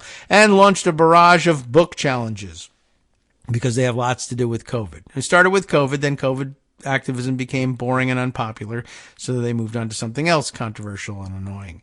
The group also won praise from Mr. DeSantis, who appointed one of its members to a board that now controls properties operated by the Walt Disney Company for its massive Orlando Park campus. And you can see why the connection is so clear there, right? Moms for Liberty needs to be on the Walt Disney board thing. The Independent has requested comment from the group's Miami-Dade chapter. Guess they haven't gotten it. A review of Ms. Salinas' social media history includes a Facebook post calling the Proud Boys Los Mejores, or the best. And where are all my speak English in this country Republicans? No, they don't have anything to say about that. My Proud Boys, she wrote in the post on April, I guess really, of 2021, above a photo of Tarrio with other members of the group. In March of this year, she shared a Facebook post promoting the Protocols of the Elders of Zion. We heard about that. A fraudulent century-old piece of anti-Semitic propaganda. Salinas appeared to have deleted that post after it was flagged by Miami Against Fascism on Twitter. She then posted an image of an Israeli Defense Force soldier with a caption reading, "People never seen this. I love my Jewish people." What they never seen, I don't know. I want to apologize to the Jewish community, she told the Jewish Telegraphic Agency on May 24th. I'm not what the Post says, she added. I love the Jewish community. And here's a picture of an IDF soldier to prove it, I guess. She also co-hosted a Spanish-language podcast, Hablando como los locos. Well, that'll tell you a little something of what's going on if you speak any Spanish at all, even just a little bit. That podcast published an episode with the caption, Learn more about Kanye West, his polemic, his message, on December 5th, 2022. 4 days earlier, the rapper appeared on Alex Jones's InfoWars and praised Adolf Hitler. And that's how much she loves Jewish people. She decided to feature the opportunity to learn more about Kanye West and what he's talking about. Mr. DeSantis, who entered the race for the 2024 Republican nomination for president, has ushered through sweeping laws to control public education and lessons in speech that he deems to be objectionable, while characterizing reporting on the impacts of such policies as a hoax and a fake narrative manufactured by the press. The state is at the center of a nationwide trend of challenges against books and materials in libraries and schools. You know all about this, and the Don't Say Gay rules and laws. I don't think I need to tell us any more about that. But okay, there we have it. She's connected to the Proud Boys in the sense that she's a big fan and loves to repost their material. No, not a huge surprise, but worth noting for the record as we come to know more about her. Let's see. How about this? We'll sneak this in just so that you're up to speed. We haven't talked a great deal about what the House Oversight Committee lunatics are up to. Because it's so crazy, mostly. We've perhaps mentioned in passing, just, where they are in their conspiracy theory, progression. But, just to check in with them again, I happened to notice discussion of this also in social media. This HuffPost piece by Arthur Delaney, whose name we've called several times in the past. Here's what James Comer, the chair of the committee, is up to these days. I guess when we last checked in, he was losing his witnesses, right? That he had a alleged whistleblower of some sort that had some sort of allegation to make against Joe Biden or members of Biden's family, more accurately, I suppose, if there's any way to be accurate about this story. But that all of a sudden, when people said, all right, well, tell us what your witness has to say and show us the facts behind your allegations about Biden or the Biden family, which is sort of his way of glossing over the fact that there's no direct evidence linking Joe Biden to any of these things, and even the things that other Bidens are linked to, there's apparently no evidence of that either, nor are the people who have given him the tip that he might find something interesting if he looks there available for interviews either. So it's a little weird. Here's what's new, I guess, or the latest developments, and fill in the background for those of us who have been ignoring it up until now. James Comer is not saying Joe Biden took a $5 million bribe. He's just asking questions. That's the classic formulation, a homage to the Fox question mark, I suppose. That's the headline here in HuffPost. Republicans want the FBI to substantiate or refute an allegation that Biden took money as vice president. In the meantime, they're publicizing the rumor. And that's the basic play, all wrapped up in one neat subheader in all of this. Representative James Comer, a Republican of Kentucky, as you know, can't say for certain that Joe Biden once asked for a bribe, but he knows someone said it happened. This is really some tenuous stuff. And I mean, the play is as basic as it comes. It's just the sort of thing that you thought that grown adults didn't indulge in. But as it turns out, not only do grown adults actually indulge in this, an entire major political party in the United States of America that holds the majority in the House of Representatives engages in this, and that's why it's important to know about. Well, Comer can't say for certain that Joe Biden once asked for a bribe, but he knows that someone once said that it did happen. And if the FBI won't declare this mysterious allegation true or false, well, Comer announced this week, then Republicans will seek to hold the Bureau Director, Christopher Wray, in contempt of Congress, with Comer relentlessly promoting the bribery rumor regardless, right? It's the latest chapter in the House Oversight Committee chair's request for dirt on the president's family. So far, the probe has found shell companies allegedly funneling foreign money to family members connected to Hunter Biden's self-enrichment schemes, starting at the end of his father's vice presidency and continuing while Joe Biden was out of office. Comer has not shown a link to the president himself, a failure for which the Kentucky Republican has been skewered by the New York Times and even Fox News. But Comer told HuffPost he considers the bribery allegation to be the thing that pulls the rest of his material together.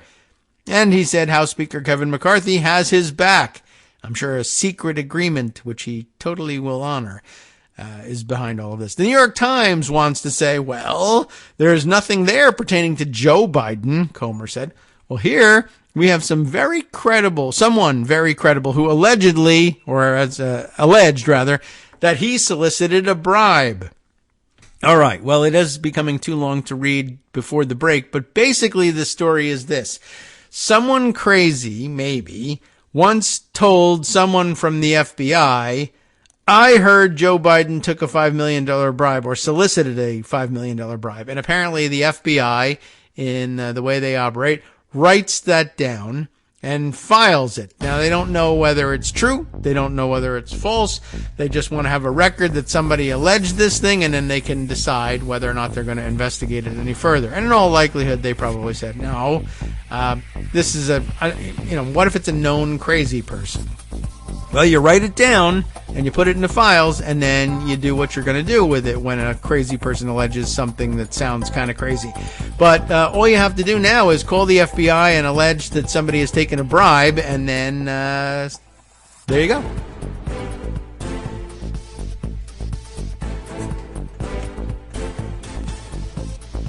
Sup fam, it's your boy Darwin, aka Darwin_Darko, aka the most reasonable man in America, aka KITM's senior black correspondent.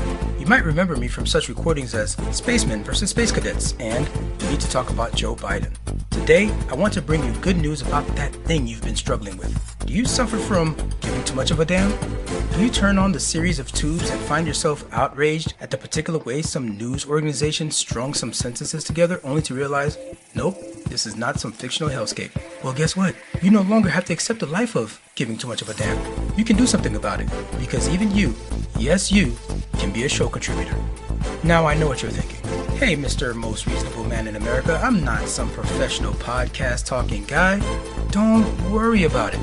Do you have a smartphone or some other electronic recording device? Well, that's all you need. You too can have a segment where you can read us an important article and give us your take. Read one of your own original essays, or even just give us your commentary on something you'd like to share that's important to you.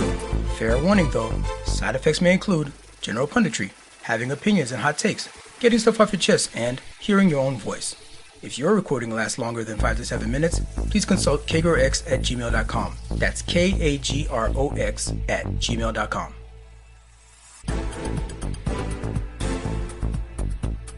All right, welcome back now to the Kagro in the Morning Show here on Netroots Radio. I, started out by saying, well, we can try and squeeze this basic story in before the beginning of the break, and then I failed to do so. And I even failed in doing the too long didn't read version. So let me just go on with this, because this is actually rather incredible. And you see just how many places there are for holes to emerge in the story. But what emerges eventually is the sort of self-fulfilling delusion or self-reinforcing delusion that comes from this play that they've developed here. That, again, the long story turned short is, if a crazy person goes to the FBI and makes an allegation, they write down the allegation. Now, they may never investigate it because it's known to be crazy or it's just not credible on its face. But what ends up happening is the Republicans can say, well, wasn't that allegation made? Yes. I mean, if they're honest, they have to say yes. Well, why wasn't it followed up? Well, because it didn't have any, there was nothing credible to it. The witness is not a particularly credible person. They didn't come with any evidence. Oh, but, Why didn't you follow up to find out if there was more evidence? Well, you can investigate anything, but you can't investigate everything. So what essentially happens here is you get somebody to go and make a complaint to the FBI. They write it down, and then the Republicans say, but isn't it true that somebody alleged this? Yes, it is.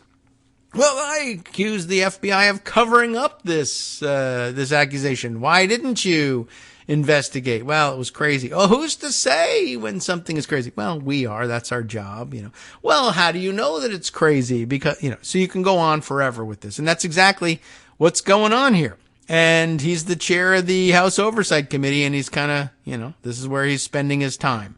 So here you are. Let's see. The New York Times, he says, like I think the last thing I read from it, wants to say there's nothing there pertaining to Joe Biden, and there isn't. Well, here we have someone very credible who alleged that he solicited a bribe. How do we know they're very credible? We don't, because we don't know who it is. They haven't been interviewed.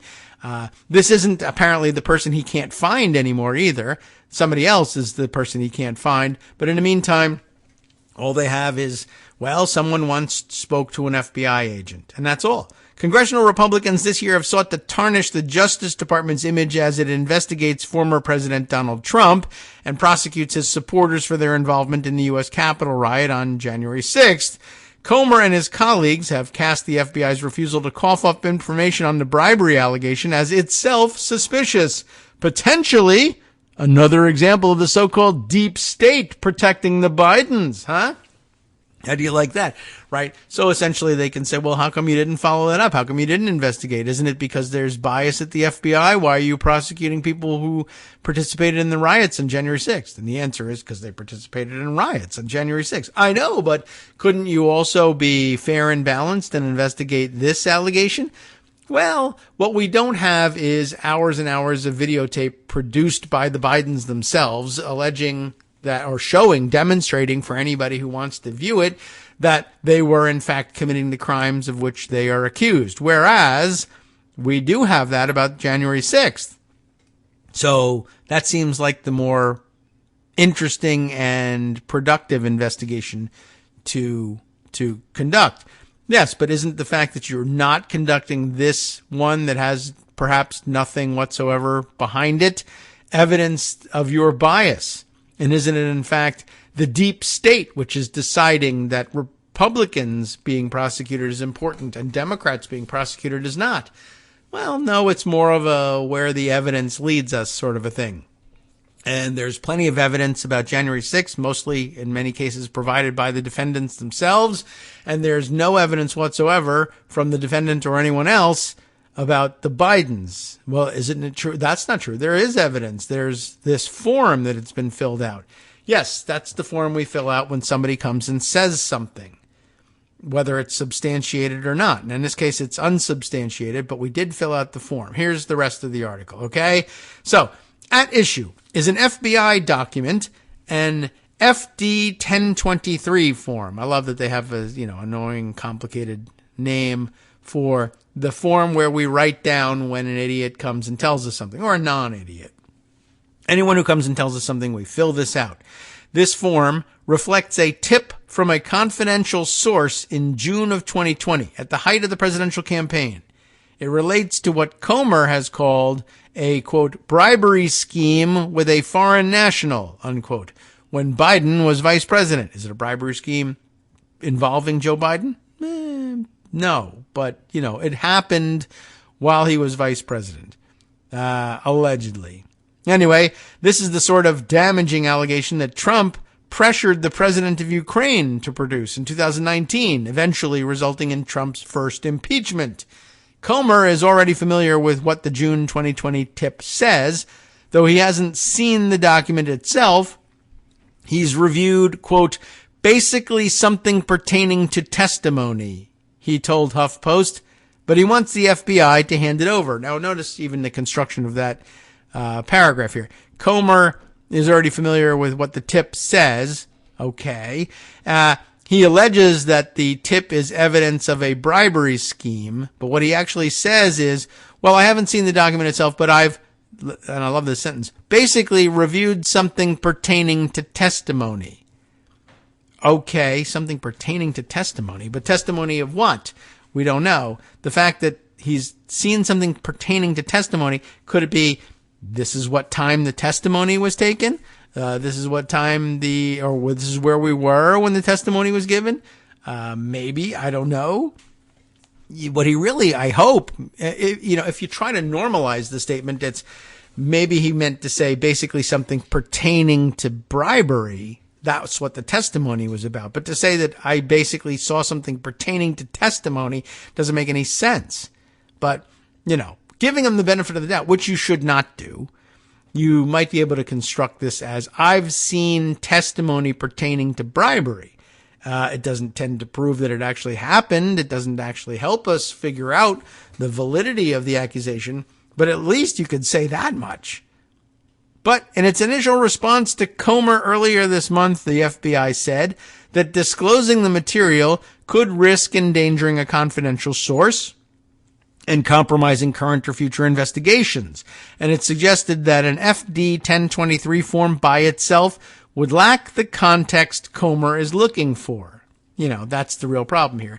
Somebody comes and says, I tell you I have heard something about Biden taking a bribe or soliciting a bribe.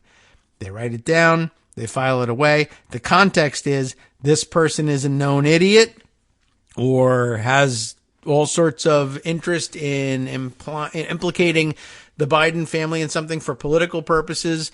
But that's not the determination of the FBI agent to make. All he does is take the statement. So he did.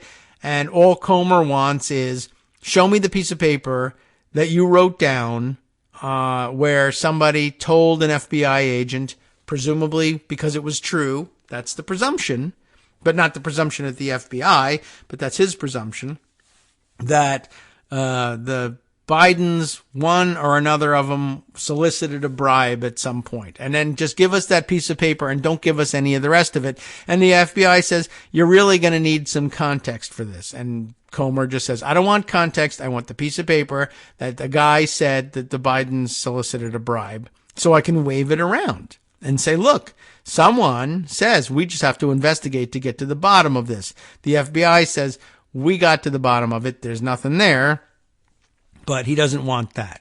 So there you go. He wants just the sheet of paper. An FD 1023 form documents information as told to a line FBI agent, wrote Christopher Dunham, the FBI's acting. What do you know? There's an acting one. Where's my acting what? What is he acting? Acting Assistant Director for Congressional Affairs. Recording the information does not validate the information, does not establish its credibility, or weigh it against other information known or developed by the FBI. Comer said all they have to do is redact the source's name and complained that the FBI wouldn't even confirm that the document existed. They won't tell us whether or not they looked into it, whether or not they even have the form, much less what they determined or whether there's an ongoing investigation, he said. Which, there's probably not. But so long as they won't confirm or deny, as is the usual, line from the FBI when there's nothing to talk about, they won't deny it. So there you go.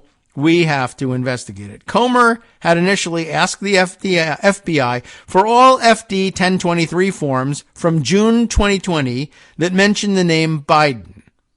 This week, in a follow-up letter to the Bureau, he narrowed the search to documents that also include the terms June 30th and 5 million, which Comer explained is the amount of money, quote, the foreign national allegedly paid to receive the desired policy outcome from Biden, as though the FBI were simply having a hard time finding the document.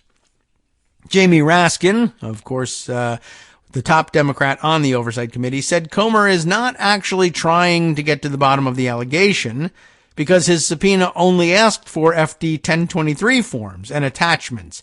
Chair Comer did not subpoena information about the FBI's investigation of it or any response it had to it or any further information about it, he said Thursday. It's just that one sheet of paper.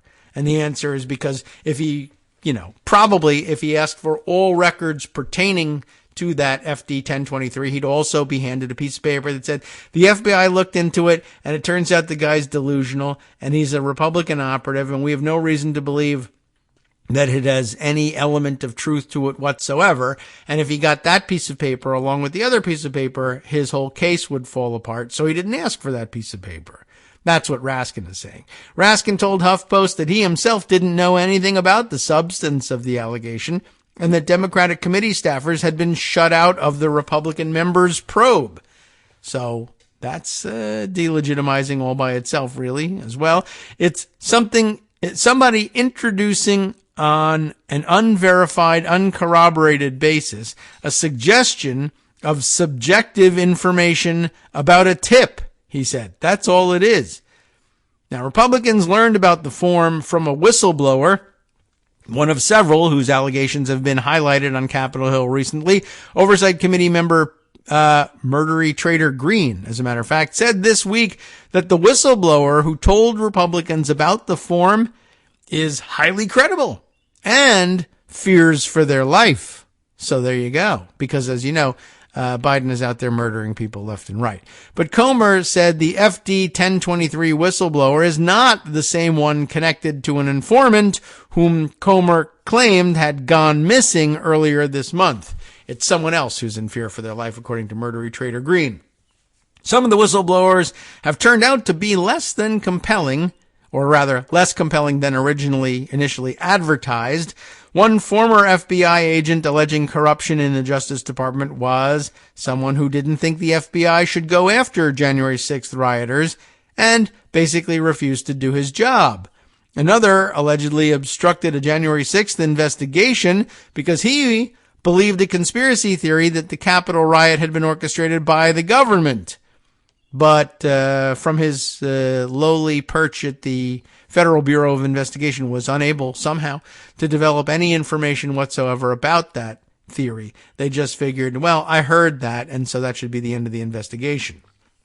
And Comer has been a bit grandiose about his work. Before releasing a summary of the Oversight Committee's preliminary findings from its investigation of shell companies connected to Hunter Biden and others in the family, dun, dun, dun, Comer proclaimed the material would bring about Judgment Day for the White House.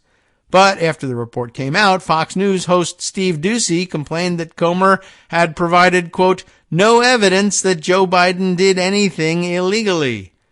Still, Comer suggested this week that with the bribery allegation, he's implicated Biden in criminal activity when he served as vice president. The vice president set up his family to profit from influence peddling, Comer said on Fox Business in an interview about the FBI subpoena. At that point, his political career was more than likely over, so he was trying to make money. And unfortunately, he did it while he was in office, and he did it in a way through those shell companies that's very illegal.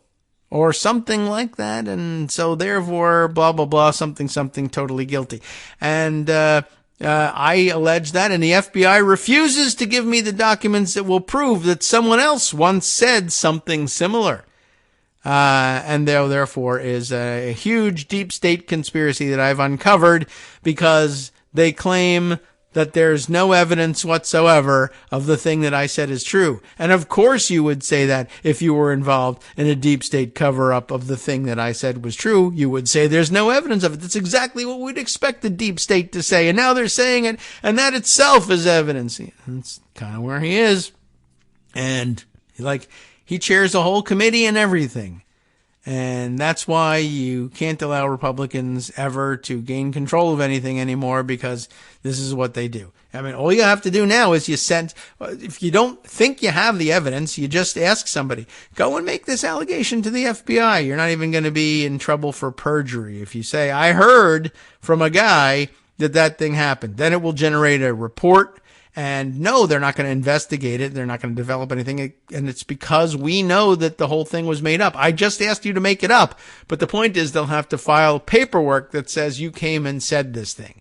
Then I'll subpoena the paperwork. They won't give it to me because it's useless, contextless information that will tend to do more damage than reveal anything truthful. And so they'll say, no, it's just not in the interest of our investigative authority. It's not in the interest of the country. It's not in the interest of anything at all to provide this information. It's just going to be waved around as though it establishes something. And that's actually more dangerous than anything in this case. So they won't give it to me, and I'll be able to continue to say that they're engaged in a cover-up as long as they won't give it to me. So it's win-win. Just go make the allegation, then we'll claim that the allegation's been made and the deep state is covering it up, and we'll see whether that's worth anything. Doesn't cost us anything. Why not go ahead and give it a try?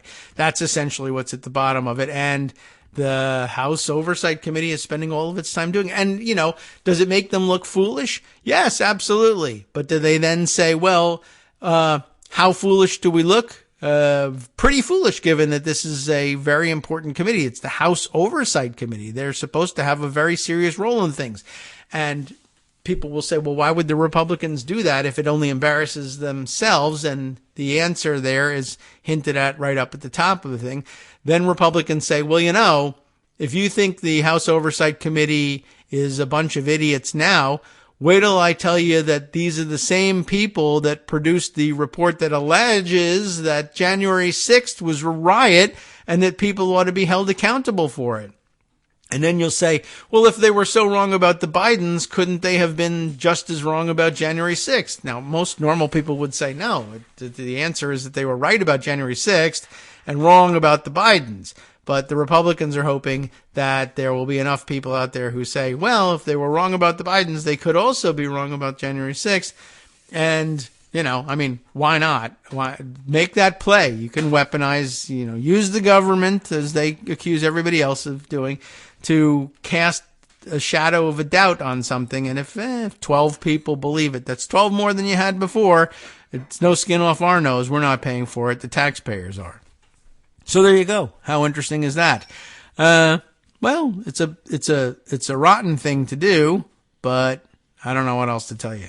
It's what they're doing. Okay. Let's see. Other things to share with you. There are a few others. Oh, this one was already brought up. Oh, yes.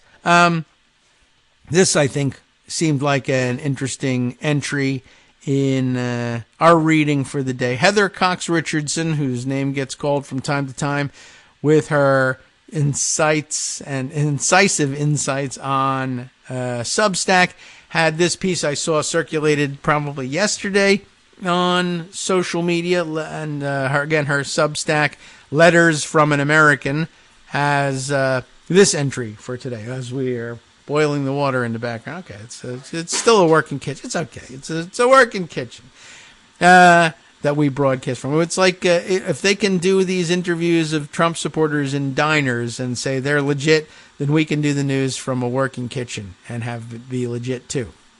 All right. Heather Cox Richardson, always with a rhetorical flourish in the way she presents information. That's what makes her so interesting. Beginning in 1943, it's hearkening back to the olden days, the War Department published a series of pamphlets for U.S. Army personnel in the European theater of World War II, titled Army Talks. The series was designed, quote, to help the personnel become better informed men and women, and therefore better soldiers. It was good to have good soldiers in those days. On March 24th, 1945, the topic for the week was fascism. And when I say fascism, I mean all capital letters and an exclamation point. That's quoted from the War Department's own stuff. Concern for fascism. About fascism. You are away from home, they begin, separated from your families, no longer at a civilian job or at school, and many of you are risking your very lives, the pamphlet explained. They knew that to be true. Why? Because of a thing called fascism. But the publication asked, what is fascism? What are you here for? What's your purpose here? Fascism is not the easiest thing to identify and analyze, it said, nor, once in power, is it easy to destroy. It is important for our future and that of the world that as many of us as possible understand the causes and practices of fascism in order to combat it. We've mobilized the entire nation, and other nations have done so as well. In fact, almost the entire world is mobilized against fascism. Why? Why is it so important? Fascism, the U.S. government explained, is government by the few and for the few. The objective is seizure and control of the economic, political, social, and cultural life of the state. Sounds familiar.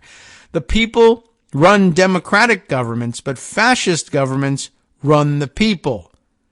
The basic principles of democracy stand in the way of their desires.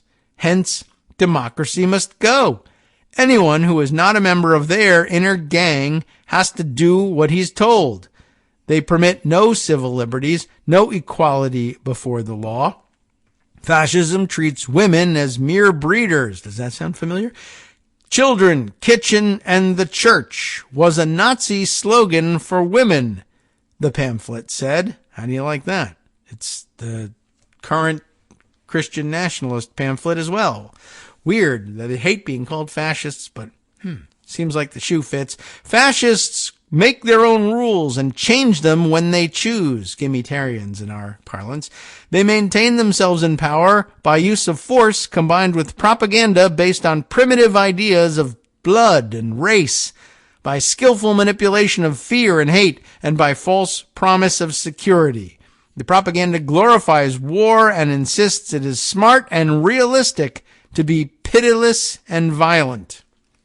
Fascists understood that the fundamental principle of democracy, faith in the common sense of the common people, was the direct opposite of the fascist principle of rule by the elite few, it explained. So they fought democracy. They played political, religious, social, and economic groups against each other and seized power while these groups struggled. Americans should not be fooled into thinking that fascism could not come to America, the pamphlet warned. After all, we once laughed Hitler off as a harmless little clown with a funny mustache. And indeed, the U.S. had experienced sorry instances of mob sadism, lynchings, vigilantism, terror, and suppression of civil liberties. They recognized this all the way back in 1945. You thought that they did? They did. We have had our hooded gangs, black legions, silver shirts, and racial and religious bigots. All of them, in the name of Americanism, have used undemocratic methods and doctrines which can properly be identified as fascist. I mean, these people knew fascism. They were in the middle of a fight against it. They were telling us what the definition was. We're right back there now. The War Department thought it was important for Americans to understand the tactics fascists would use to take power in the United States. They would try to gain power under the guise of super-patriotism and super-Americanism, and they would use three techniques. First, they would pit religious, racial, and economic groups against one another to break down national unity. Part of that effort to divide and conquer would be a well-planned hate campaign against minority races, religions, and other groups. Second, they would deny any need for international cooperation because that would fly in the face of the insistence that their supporters were better than anyone else. In place of international cooperation, the fascists seek to substitute a perverted sort of ultranationalism which tells their people that they are the only people in the world who count. With this goes hatred and suspicion toward the people of all other nations. Third, fascists would insist that the world has but two choices, either fascism or communism, and they label as communists everyone who refuses to support them. It is vitally important to learn to spot native fascists, the government said, even though they adopt names and slogans with popular appeal, drape themselves with the American flag, and attempt to carry out their program in the name of the democracy they're trying to destroy. The only way to stop the rise of fascism in the United States, the document said, is by making our democracy work and by actively cooperating to preserve world peace and security. In the midst of the insecurity of the modern world, the hatred at the root of fascism fulfills a triple mission.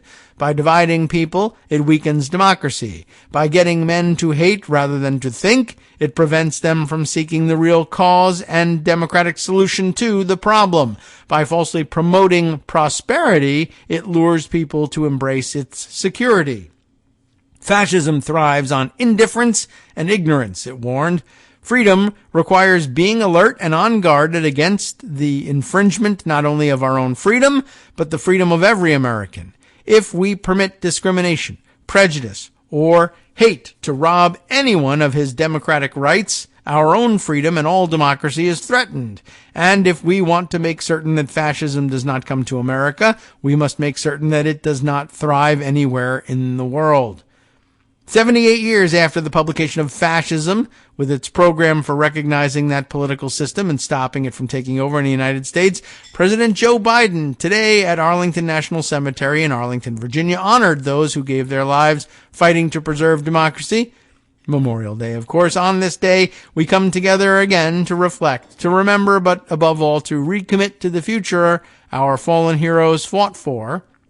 A future grounded in freedom, democracy, equality, tolerance, opportunity, and justice. The truest memorial to their lives, the president said, is to act every day to ensure that our democracy endures, our Constitution endures, and the soul of our nation and our decency endures.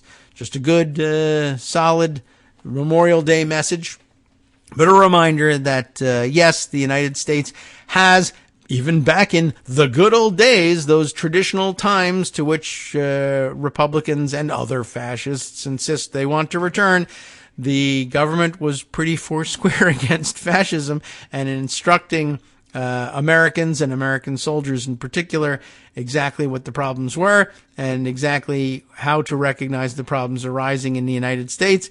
And 78 years later, I don't know, some of the folks that were probably originally targeted for this information have somehow fallen prey to exactly the ploy that this pamphlet sought to warn them against. All right, time for us to wrap up for the day. Lots more, of course, that we can fill tomorrow and Friday's shows with. But time now for us to wrap up and hand things over to Justice Putnam for the West Coast Cookbook and Speakeasy, and none too soon either. It's quite a job getting through the 2 hours here occasionally. Okay, well, having covered the news of the hand-built plane that fell apart, I guess we can leave the hard news to Justice, and here's what he's got on tap for you. Starting off in his Bistro Cafe, the president, Joe Biden, in case you forgot his name, is kind of a master of the inside game. We'll find out more about just why Justice thinks so as the program follows. And then on the rest of the menu, a black man was kicked out of the white nationalist-dominated Shasta County, California Board of Supervisors meeting when he complained about a white speaker using the N-word. Now, normally you would kick that guy out, but I guess not. So they kicked out the complainer instead. Ron DeSantis, and he was right to complain, Ron DeSantis is attempting to, quote, create the Army of the Confederacy. Okay, like to look into that one. And those who harass, intimidate, or use force on election workers performing their duties in Nevada could soon face up to 4 years in prison. Yeah, it's been an interesting couple of days in Nevada. We'll check in with that and more after this whole program ends, actually. NetworksRadio.com. You'll have to wait for that to happen still. You have been listening to Kagro in the Morning with David Waldman. All right, international news too. Next up, Greece's education ministry has been targeted in a cyber attack described as the most extensive in the country's history. And NATO is sending 700 more troops to Kosovo to help quell the violent protests there. Always worth keeping an eye on, and Justice is doing it next.